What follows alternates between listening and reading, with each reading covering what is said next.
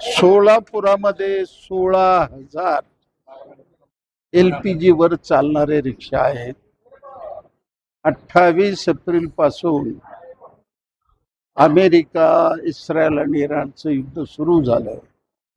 आज 45 दिवस होत आहेत. 10 पंप बंद आहेत. काळा बाजार प्रचंडपणे चालू आहे. जनतेची लूट चालू आहे. कलेक्टरकडेही गेलो, पालकमंत्र्याकडे गेलो, न्यायाची अपेक्षा केली. आम्ही म्हणलं किमान प्रत्येक रिक्षाला 4 लिटर प्रमाणे 40,000 अगोदर द्या, म्हणजे यांचं बसस्थान व्यवस्थित बसेल.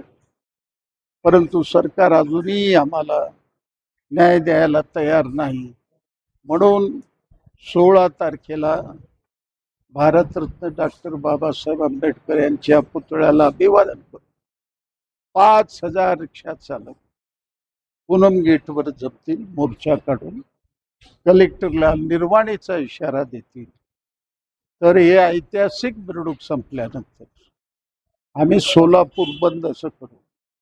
नगरसेवकी बाहेर येणार नाही, आमदारी बाहेर येणार नाही, खासदारी बाहेर येणार नाही, मंत्री बाहेर येणार नाही, कलेक्टरही बाहेर येणार नाही, पोलीस कमिशनरही बाहेर येणार नाही.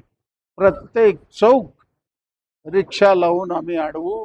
अभूतपूर्व असं सोलापूर बंद आजपर्यंत झालं नाही, तसं करायचं आमचा प्रयत्न आहे. या संदर्भात तुम्ही पालकमंत्र्यांची भेट घेतली होती, मात्र पालकमंत्र्यांनी काय तुम्हाला आश्वासन दिलं होतं आणि ते पूर्ण झालं का? तर जवळजवळ 6 तारखेला पालकमंत्र्याला डाक बंगल्यावर भेटलो. आमचे कृती समितीचे 11 लोक होते. 20 मिनिटं चर्चा झाली. त्या चर्चेमध्ये सगळे मुद्दे त्यांना समजावून सांगितलं. त्याने म्हणलं 4 दिवस मला मुदत द्या. मी म्हणलं आजची आज बैठक घ्या, तुम्ही आज रात्रीपर्यंत तिथं आहे. त्याने म्हणलं मला हे सगळं अभ्यास करावं लागेल, वर बोलावं लागेल, म्हणून काही हरकत नाही. म्हणून आम्ही 4 दिवस दिलं. मुकाट्याने 700-800 लोक घरी गेले, परंतु कसलीही हालचाल दिसत नाही. म्हणून आम्ही आज 16 तारखेचा भव्य मोर्चा घातलेला.